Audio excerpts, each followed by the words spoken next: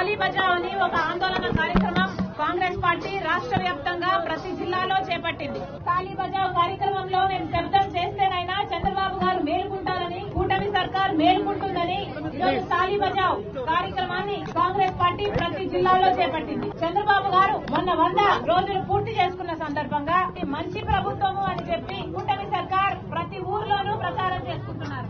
నిజంగానే ఇది మంచి సర్కార్ అవునో కాదో ప్రజలు గమనిస్తున్నారు. ఇది మంచి సర్కార్ అయితే చంద్రబాబు గారు అంత పబ్లిసిటీ ఇచ్చి సూపర్ 6 కారణంగా అధికారంలోకి వచ్చారు. మరి సూపర్ 6 వాగ్దానాలలో ఒక్కటి కూడా ఎందుకు అమలు చేయడం లేదు? మరి ఇది మంచి ప్రభుత్వమా లేక ముంచే ప్రభుత్వమా? చంద్రబాబు గారు కూటమి సర్కారు సమాధానం చెప్పాలి. సూపర్ 6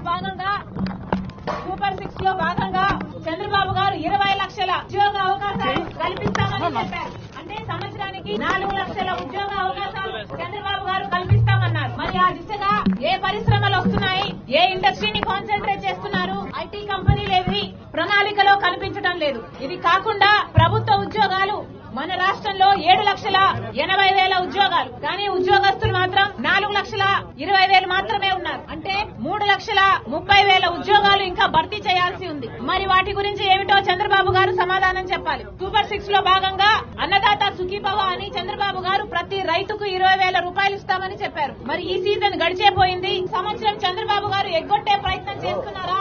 రైతులకి సంవత్సరం 20,000 రాబోతుందా లేదా అని మాతో పాటు రైతులు ఎంతో మంది, దాదాపు 50 లక్షల మంది రైతులు ఎదురు చూస్తూనే ఉన్నారు. కానీ ఇంతవరకు ఇది ప్లాన్ అని చంద్రబాబు గారు చెప్పలేదు. మొన్న రైతులే వరదలకు నష్టపోయిన రైతులు లక్షల్లో ఉన్నారు. రైతులు 7 లక్షల ఎకరాలలో పంట నష్టపోయారు అని చంద్రబాబు గారే ఒప్పుకున్నారు. మరి ఈ రోజు చంద్రబాబు గారు కేవలం 3 లక్షల మందికి మాత్రమే, 3 లక్షల ఎకరాలకు మాత్రమే నష్టపరిహారం ఇచ్చారని వింటున్నాం.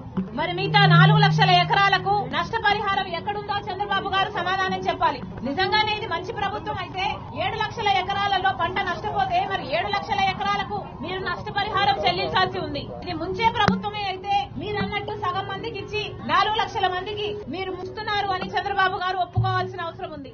ఎంతో మంది రైతులు లక్షల్లో అప్పులున్నాయి, వడ్డీలు కడుతున్నాం, పంట చేతికి వస్తే డబ్బులు వస్తాయి అనుకున్న సమయంలో నష్టపోయాము అని రైతులు వాపోతుంటే, ఎంతో మంది రైతులు ఆత్మహత్యలు కూడా చేసుకుంటుంటే మేము కూడా గొంతు వరకు నీళ్లలో దిగి రైతులకు నష్టపరిహారం చెల్లించాలి అని ఆందోళన చేశారు. కానీ చంద్రబాబు గారికి అది కనిపించలేదు, ఇది వినిపించడం లేదు. అసలు మన రాష్ట్రం అంటే చంద్రబాబు గారు కూటమి కట్టిన బీజేపీకి ఎందుకు ఇంత చిన్న చూపు అని అడుగుతున్నాం. ఈ రోజు మన వల్ల, మన రాష్ట్రం ఇచ్చిన మద్దతు వల్ల బీజేపీ అధికారంలో ఉంది కేంద్రంలో. మరి అలాంటప్పుడు మన రైతులకి మనకు కష్టం వస్తే ఆదుకోవాల్సిన కనీస బాధ్యత బీజేపీకి లేదా, మోడీ గారికి లేదా? ఇది షేమ్ కాదా అని అడుగుతున్నాం. మోడీ గారు సమాధానం చెప్పాలి. బెజవాడ మునిగిపోతే రైల్ నీరు కనీసం నీళ్లైనా ఉచితంగా ఇవ్వండి అని మేము అడిగితే బీజేపీ సర్కార్ ఇచ్చిందా? ఇదే విజయవాడ డివిజన్ ప్రతి సంవత్సరము రైల్వేస్ కి ఇచ్చే రెవెన్యూ 6,000 కోట్లకు పైగా. మరి అలాంటప్పుడు కనీసం నీళ్లైనా ఉచితంగా ఇవ్వండి అంటే బీజేపీ ప్రభుత్వం ఇచ్చిందా? 10 సంవత్సరాలు ప్రత్యేక హోదా ఇస్తామన్నారు మోడీ గారు. అప్పటి నుంచి ఇప్పటి వరకు అన్ని మోసాలే కదా. మరి చంద్రబాబు గారు అలాంటి బీజేపీతో ఎందుకు కూటమి కట్టారో సమాధానం చెప్పాల్సిన అవసరం ఉంది. సూపర్ 6 లో భాగంగా తల్లికి వందనం 15,000 చొప్పున ఇస్తామని చెప్పారు. ఒకరుంటే ఒక్కరికి, ఇద్దరుంటే ఇద్దరికి, ముగ్గురుంటే ముగ్గురికి, నలుగురుంటే ఏకంగా 60,000 రూపాయలు తల్లికి దీవెన వస్తుంది అని చంద్రబాబు గారు చెప్పారు.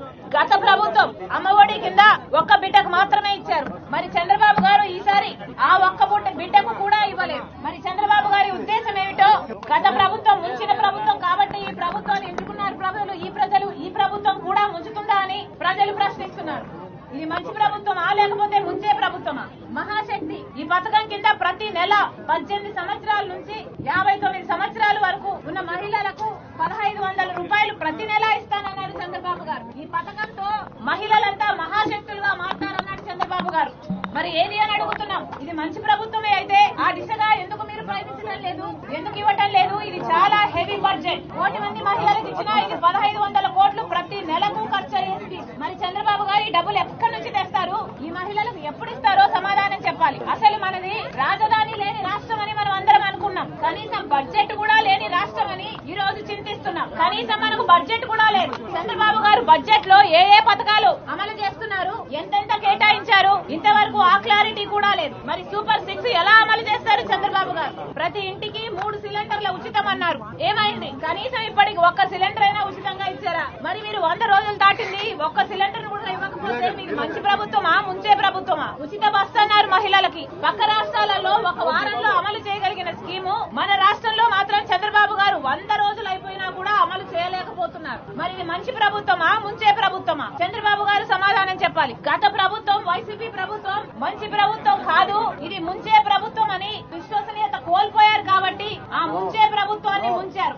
రైతులకు వాళ్ళకి 3,000 కోట్ల రూపాయలు ప్రతి సంవత్సరం ధర స్థిరీకరణ నిధి కింద పక్కన పెడతామని చెప్పి మోసం చేశారు. 4,000 కోట్ల రూపాయలు పంట నష్టపోతే పంట నష్టపరిహారం కింద పక్కన పెడతామని చెప్పి గత ప్రభుత్వం మోసం చేసింది. పూర్తి మద్యపాన నిషేధం అని వాగ్దానాలు చేసి ఆఖరికి మద్య మాఫియా నడిపింది వైసీపీ ప్రభుత్వం. అలాంటిది విశ్వసనీయత కోల్పోయారు కాబట్టి ఆ ప్రభుత్వం ముంచింది కాబట్టి ప్రజల ప్రభుత్వాన్ని కాదని మీరేదో పెద్ద మంచి చేస్తారని చంద్రబాబు గారికి ఓటేశారు. మరి చంద్రబాబు గారు సమాధానం చెప్పాలి. మీది నిజంగానే మంచి ప్రభుత్వం అయితే మరి సూపర్ 6 లో ఒక్కటి కూడా ఎందుకు అమలు చేయటం లేదు?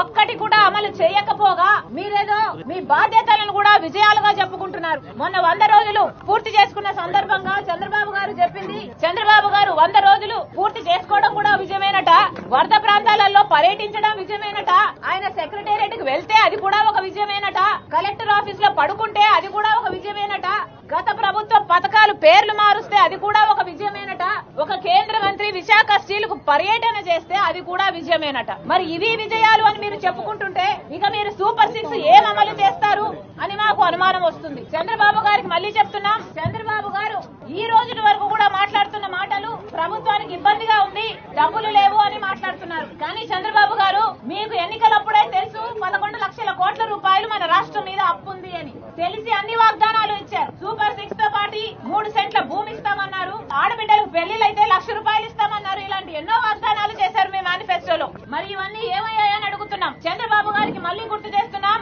మీరు రాష్ట్ర ముఖ్యమంత్రి, మీరు నిజంగానే మంచి చేస్తారని ప్రజలు మీకు ఓటేశారు. ఈ రోజు మీకు మీరు చెప్పుకోవడం కాదు ఇది మంచి ప్రభుత్వం అని, ప్రజలు చెప్పాలి ఇది మంచి ప్రభుత్వము ముంచే ప్రభుత్వం కాదు అని. ఈ రోజు వరకు అయితే మీరు ఒక్క వాగ్దానం కూడా అమలు చేయలేదు కాబట్టి ఇది మంచి ప్రభుత్వం కాదు ముంచే ప్రభుత్వం అని మేమంటున్నాం. కాంగ్రెస్ పార్టీ డిమాండ్ చేస్తుంది, ప్రజల పక్షాన కాంగ్రెస్ పార్టీ డిమాండ్ చేస్తుంది, వెంటనే సూపర్ 6 అమలు చేయండి. అసలు మీరు ఒక్కొక్క పథకానికి ఎంత డబ్బు ఖర్చు పెడుతున్నారు, ఎప్పుడు అమలు చేస్తారు, ఒక శ్వేతపత్రం రిలీజ్ చేయాలి.